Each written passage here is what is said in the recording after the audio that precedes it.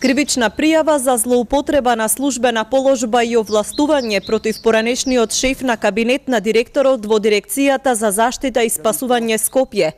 47-годишната поранешна шефица се сомничи дека во период од 4 години изготвувала и издавала овластување за одржување, сервисирање и испитување на противпожарни апарати и овластување за одржување и сервисирање на стабилни инсталации за откривање, јавување и гаснење на пожари, како и откривање на експлозивни смеси, со што делувала спротивно на Законот за пожарникарство. Таа исто така издала и потврди за положен стручен испит на повеќе физички лица вработени во правните лица. Услов за стекнување на овластувањата и потврдите бил да и биде даден паричен надомест, дел бил уплатен на нејзина сметка, а дел и бил даден на рак. На тој начин пријавената се стекнала со материјална корист, а на штета на Дирекцијата за заштита и спасување во Скопје.